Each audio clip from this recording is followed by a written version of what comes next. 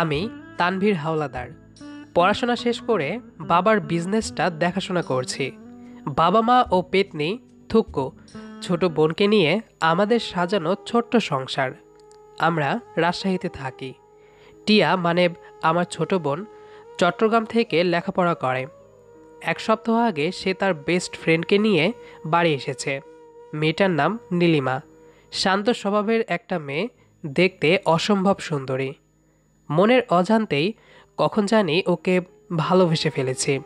তাই মনে মনে ঠিক করলাম ওকে আজ প্রপোজ করেই ফেলবো।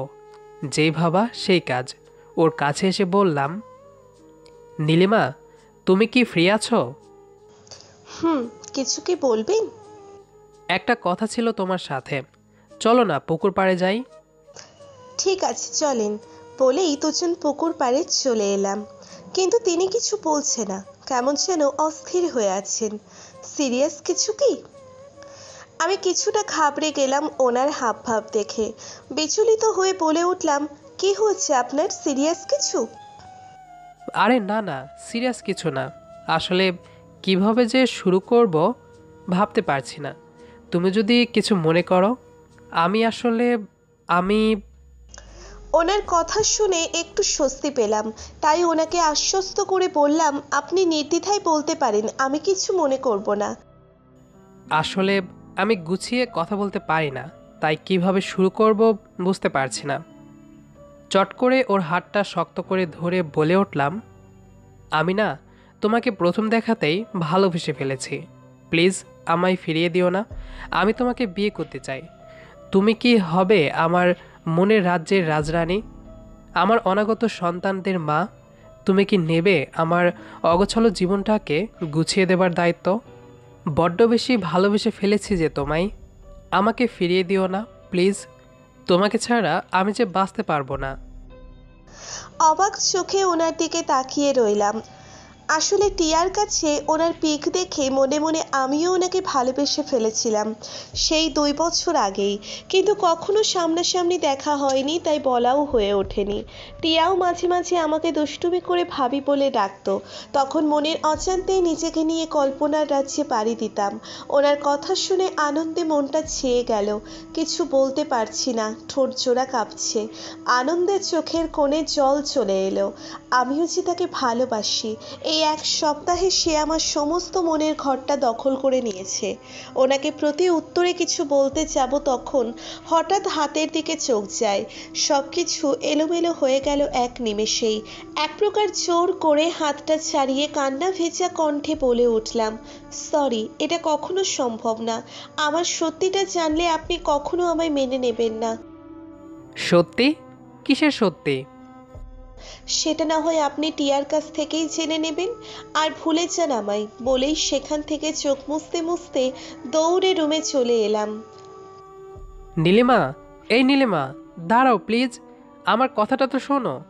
সত্যি মিথ্যে কিছু জানি না, জানতেও চাই না। আমি তোমাকে ভালোবাসি, এটাই সত্যি। ভুলতে পারবো না কখনো। যা বাবা, চলে গেল। কিসের সত্যির কথা বলছে সে, যেটা জানলে কখনো ওকে মেনে নিব না? আনমনে বসে বসে এসবই ভাবছিলাম, ঠিক তখনই এন্ট্রি নিল আমার জানের দুশ্মন থুক্কু, পরাণপ্রিয় আদরের বাদর বোনটা।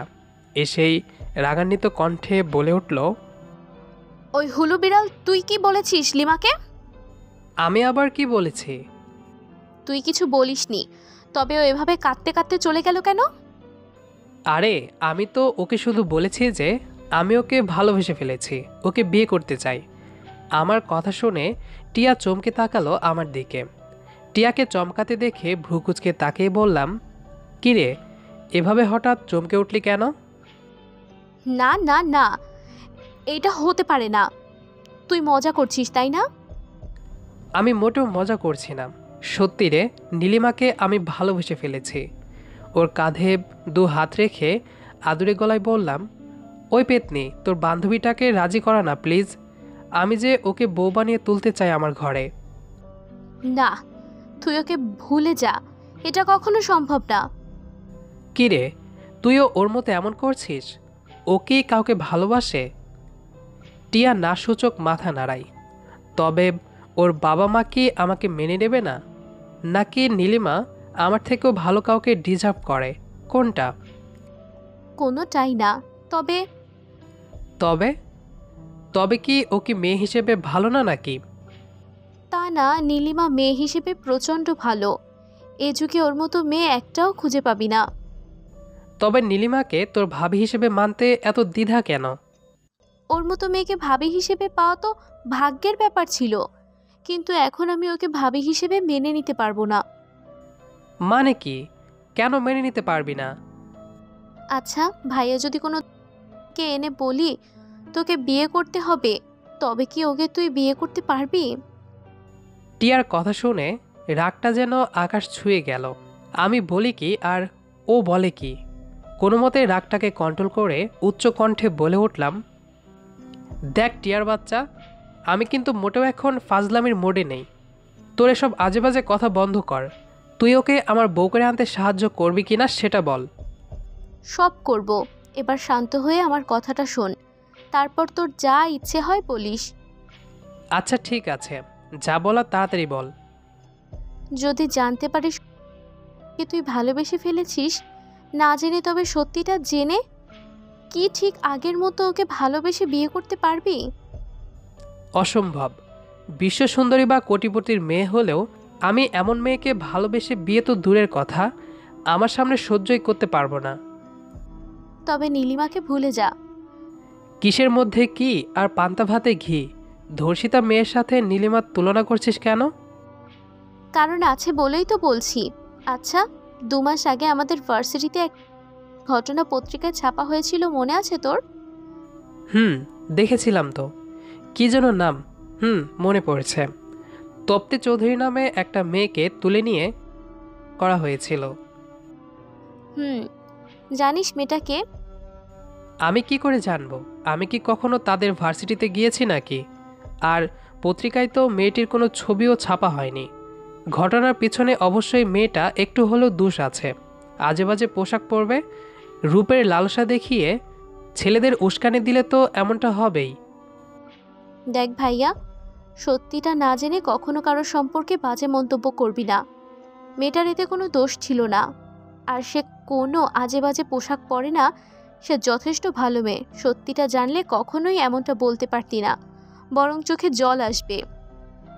টিয়াকে কাছে টেনে ওর গলা জড়িয়ে ধরে বিদ্রূপের স্বরে বলে উঠলাম, ঠিক আছে বাবা, বলবো না তো। আপনি বলেন তো সত্যিটা কি?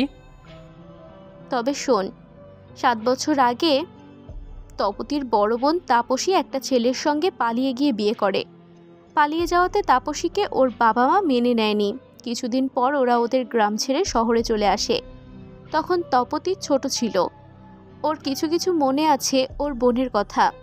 সে অনেক ভালোবাসতো ওর আপুকে, লুকিয়ে যোগাযোগ করতো ওর বোনের সাথে। পরিবারের কথা ভেবে তাপসী এখন আড়ালে কান্না করে। অনেকবার ওর বাবা মার আছে ক্ষমাও চেয়েছে তাপসী ওর তার স্বামী, কিন্তু ওর বাবা মার পাষাণ মন একটুও গলেনি। হয়তো তপতির কথা ভেবে, কারণ আমাদের সমাজে তো মেয়ে যতই উচ্চশিক্ষিত বা ভালো হোক না কেন, পরিবারের যদি কোনো ব্যাড রেকর্ড থাকে তবে তো আর কথাই নেই, সে প্রভাব মেয়েটার উপর পড়বেই। ওর মাথায় একটা চাটি মেরে বললাম, ওই শাকচুন্নি, তোকে কি এখানে লেকচার দিতে বলেছি? আসল ঘটনা কি সেটা বল। আউচ! বলছি তো, চাটি মারছিস কেন ছাগল কোথাকার? আবার মারলে তোর খবর আছে কিন্তু। চড়ি, আর মারবো না। মনে থাকে যেন। নীরব হলো তাপসীর দেবর। ভাবিকে সে অনেক ভালোবাসে, তাই ভাবের কষ্টটা সে মেনে নিতে পারছিল না। একদিন সে তপতিদের বাড়ি আসে, কারণ এতদিন তো ওর ভাইয়া ভাবি দুজনে ক্ষমা চেয়েছিল, তাতেও তাদের মন গলেনি। তাই তাপসীর ছেলেকে নিয়ে আসে নীরব, যদি বাচ্চাটার মুখের দিক তাকিয়ে ওরা মেনে নেয়। কিন্তু তাকে ভুল প্রমাণ করে দিয়ে আরও দ্বিগুণ অপমান করে ঘাট ধাক্কা দিয়ে বের করে দেয় ওদের তপতির বাবা। নীরব সেটা মেনে নিতে পারেনি। বিশেষ করে ওর ভাইয়া ভাবি না হয় অন্যায় করেছে, কিন্তু এই বাচ্চা ছেলেটি তো নিরপরাধ। তবে তাকে কেন অপমানিত হতে হলো সে আর কিছু ভাবতে পারছে না। বাড়ি এসে তাপসীকে সে কিছু বলেনি, বাবুকেও নিষেধ করেছে কিছু বলতে। ওর বন্ধুর সাথে কথাটা শেয়ার করে তখন ওর বন্ধু ওকে বলে যেন তপতিকে কিডন্যাপ করে ওদের ভয় দেখায়। ভয় হয়তো ওরা মেনে নিলেও নিতে পারে। নীরব কথাটা ভেবে দেখে হয়তো এটা করলে ওনারা রাজি হয়ে যাবে, তাই কয়েকটা ছেলেকে ভাড়া করে তপতিকে তুলে আনতে ভার্সিটি থেকে। নীরবের কথা মতো ছেলেগুলো ওকে কিডন্যাপ করে, কিন্তু কে জানতো এই কিডন্যাপ করাটা যে ওদের জীবনে কাল হয়ে দাঁড়াবে, এলোমেলো করে দেবে সব কিছু, তপতির জীবনটা ধ্বংস করে দেবে। তপতি অতি সুন্দর হওয়াতে ছেলেগুলো ওদের মনে পৈশাসিক লালসাটা দমিয়ে রাখতে পারেনি, ঝাঁপিয়ে পড়ে ওর ওপর। অনেক কাকুতি মিনতি করেও বাঁচাতে পারেনি ওই পশুগুলোর হাত থেকে। লজ্জা ঘৃণায় অপমানে সে তখন সুইসাইড করতে হাতের শিরা কেটে ফেলে, কিন্তু সে মরতে পারেনি। ছেলেগুলো তৎক্ষণাৎ তোকে হসপিটালে নিয়ে যায়। আচ্ছা, বলতে পারিস এখানে তপতির কি ভুল ছিল? ওর তো কোনো ভুল ছিল না। চোখ মুছতে মুছতে উচ্ছ্বাসিত কণ্ঠে বলে উঠলাম, সত্যি বলছিস? ওই মেয়েটাকে তুই জীবনসঙ্গী হিসেবে মেনে নিতে পারবি? না, এটা কখনো সম্ভব না। জেনে শুনে কি করে একটা ধর্ষিতার মেয়েকে বিয়ে করব আমি? সমাজে কি করে মুখ দেখাবো? রাস্তায় বেরোলেই সবাই আঙ্গুল তুলে বলবে, ওই দেখ একটা ধর্ষিতা মেয়ের বর যায়। সবাই কটু কথা বলবে। আমি কেন? কোনো ছেলেই বিয়ে করবে না ওকে। কোনোভাবেই আমি ওই মেয়েকে বিয়ে করতে পারবো না। একটা তাচ্ছিল্যর হাসি দিয়ে বললাম, আমি জানতাম তুই এমনটাই বলবি, তাই রাজি হয়নি তোর প্রস্তাবে। তাই বলছি তুই ভুলে যা নীলিমাকে। এখানে বারবার তুই নীলিমাকে টানছিস কেন বুঝলাম না। ওই মেয়েটার সাথে নীলিমার কি সম্পর্ক হয়? সম্পর্ক আছে বলেই তো বলছি, আসলে সেই আর কেউ না, সেই হলো নীলিমা। না না, এটা হতে পারে না। তুই মিথ্যা বলছিস। আমি বিশ্বাস করি না। আর ওই মেয়েটার নাম তো তপ্তি চৌধুরী ছিল। হ্যাঁ, আমি সেই তপতি চৌধুরী নীলিমা। সরি সত্যিটা লুকিয়ে রাখার জন্য। আসলে আমি জানতাম সত্যিটা জানলে কখনো এ বাড়িতে আমাকে কেউ মেনে নেবে না। টিয়ার কথায় সত্যিটা এতদিন লুকিয়ে রেখেছিলাম। আর আমি এটাও জানতাম সত্যিটা জানলে কখনো আমাকে কেউ মেনে নেবেন না। তাই আগেও বলেছিলাম আর এখনো বলছি, আমায় ভুলে যান। দু চোখ দিয়ে অঝরে অশ্রু ঝরছে। কোনো মতে নিজেকে কন্ট্রোল করে রেখেছি। টিয়া দৌড়ে এসে আমাকে চাপটে ধরে কান্না করতে করতে বলে উঠল, সরি রে, আমায় ক্ষমা করে দিস। আমি তোকে যোগ্য সম্মান দিতে পারিনি, প্লিজ আমাকে ভুল বুঝিস না। ওকে ছাড়িয়ে ওর চোখ মুছে দিয়ে বললাম, দূর পাগলি, আমি রাগ করিনি রে। যেটা আমার প্রাপ্য সেটাই তো পাবো, তাই না? তানফিরের দিকে এক নজর তাকিয়ে বললাম, আমার জায়গাটা আমি বুঝে গেছি। ধন্যবাদ আপনাকে আমার স্থানটা চিনিয়ে দেবার জন্য। আসলে আমি ভুলেই গিয়েছিলাম আমি যে সমাজের বাইরে। ভালো থাকিস টিয়া পাখি। এই বলে নীলিমা কাঁদতে কাঁদতে চলে যায়। টিয়া আমাকে জাপটে ধরে কান্না করতে করতে বলতে লাগলো, ওকে আটকা ভাইয়া, ওকে আটকা। একবার চলে গেলে আর কখন ওকে খুঁজে পাবি না। তোর ভালোবাসা দিয়ে ওকে বেঁধে রাখ ভাইয়া, প্লিজ ওকে আটকা। আমি সেখানে ঠাই দাঁড়িয়ে রইলাম। ওকে কেন জানি আটকাতে পারেনি। কোনো এক অজানা জড়তাই। কি করব কিছুই বুঝতে পারছি না। আমি তো ওকে ভালোবেসে ফেলেছি। কি করে ওকে ভুলে যাব? আবার কিভাবেই বা ওকে মেনে নিব? কিছুই মাথায় আসছে না। নীলিমার মায় ভরা মুখটা চোখের সামনে ভেসে উঠল, কিন্তু পরক্ষণে মনে হলো সেই ঘটনা, তাই ওকে আটকায়নি। বাসস্ট্যান্ডে বসে আছি, দু চোখ দিয়ে অনবরত জল গড়িয়ে পড়ছে। কি নিষ্ঠুর এই পৃথিবী! আচ্ছা, ভালোবাসা কি এতই তুচ্ছ? কিছুক্ষণ আগেও তো সে বলল আমাকে ছাড়া নাকি সে বাঁচবে না, কিন্তু সত্যিটা জানার পর ওর ভালোবাসাটাও হারিয়ে গেল। এ কেমন ভালোবাসা? দরকার নেই আমার এমন ভালোবাসার, যে শুধু আমার শরীরটাকেই ভালোবাসি, মনটাকে না। আর কখনো তোমার সামনে আসবো না। আমার ভালোবাসাটা না হয় একান্তই আমার থাক। দেখতে দেখতে 3টা মাস পার হয়ে গেল, কিন্তু একটিবারের জন্যও নীলিমার কথা মন থেকে সরাতে পারেনি। বারবার ইচ্ছে হয়েছে ওর কাছে ছুটে যেতে, কিন্তু নিজের ইগোর কাছে বারবার পরাজিত হয়েছি। শত চাওয়া সত্ত্বেও একটিবারের জন্য খোঁজ নিতে পারেনি নীলিমার। আজ আমার বেস্ট ফ্রেন্ড শিমুলের বিয়েতে আসতে চায়নি, কিন্তু হারমিটার জোড়াজড়িতে না এসে পারলাম না। বাবা মা ও টিয়া গতকালই চলে এসেছে। আমি কাজে চাপে আসতে পারিনি, তাই আজ সরাসরি কনের বাড়িতেই চলে এলাম। শিমুলের কাঁধে একটা চাটি মেরে বললাম, ওই হারামি, শুধু তোর জন্য আজ অনেক ইম্পর্ট্যান্ট একটা কাজ ফেলে চলে এসেছি। জানিস আমার কত টাকা লস হয়েছে? জীবনে তো শুধু টাকাটাই চিনলি, এবার তো অন্তত একটু সংসারী হ, না হলে এত টাকা পয়সা কে খাবে শুনে? ওই শালা, একদম আমার পেছনে পড়বি না। তা তোর বউকে দেখাবি না? পকেট থেকে ফোনটা বের করে একটা পিক সামনে এগিয়ে দিয়ে বলল, এই দেখ আমার মায়াবতী। ছবিটাতে নতুন বউয়ের পাশে আর একটা মুখ দেখে আমি আঁতকে উঠলাম। অস্পষ্ট স্বরে বলে উঠলাম, নীলিমা। কিরে, চমকে গেলি নাকি? না মানে আমি জানি তুই কেন এমন করছিস। ওর প্রশ্নবোধক চাহনি দেখে ওর কাঁধে হাত রেখে বলে উঠলাম, আমি জানি তুই কি বলতে চাইছিস। রিয়ার পাশে থাকা মেয়েটাকে দেখে চমকে গেছিস তো, তাই না? তো তুই ওকে চিনিস? হ্যাঁ, ও হলো রিয়ার খালাতো বোন। রিয়া আমার সবটা বলেছে, আর বাকিটা কাল টিয়ার মুখ থেকে শুনেছি। আমার কথা শুনে তানবীর চমকে তাকায় আমার দিকে। ওর কাঁধে একটা হাত রেখে বলে উঠলাম, জানিস তানভীর, আমাদের সমাজের ছেলেরা না পতিতালয়ে গিয়ে দিনের পর দিন রাত কাটাতে পারে, 2-3 বাচ্চার মাকে নিয়ে পালিয়েও যেতে পারে, কিন্তু কোনো নিরপরাধ ধর্ষিতা মেয়েকে বিয়ে করে সমাজের স্বীকৃতি দিতে পারে না। আর এটাই হচ্ছে আমাদের যুব সমাজ, বুঝছিস? ধিক্কার জানাই আমি এই সমাজকে।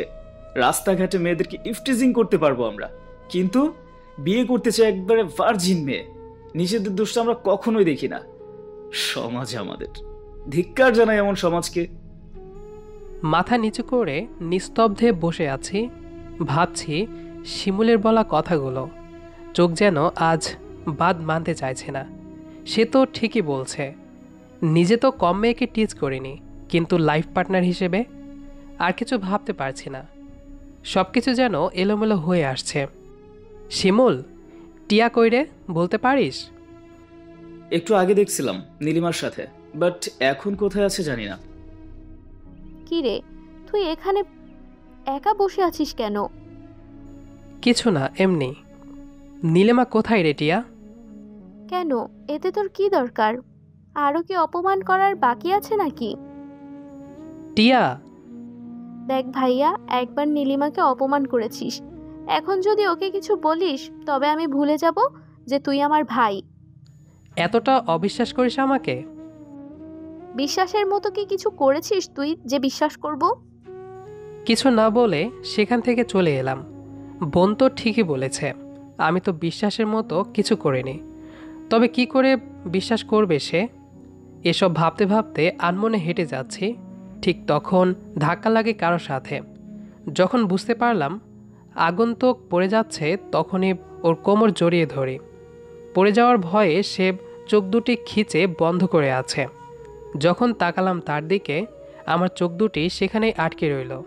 কখনো বিশ্বাস করতে পারিনি যে আমার স্বপ্নপরী আবার আমার সামনে আসবে। আমার চোখের পলক যেন পড়ছে না। গল্পটি কেমন লেগেছে সেটি অবশ্যই কমেন্ট করে জানাবেন। দেখা হবে আবারও নতুন কোনো গল্প নিয়ে। সে পর্যন্ত আমাদের সাথেই থাকবেন। ধন্যবাদ সবাইকে।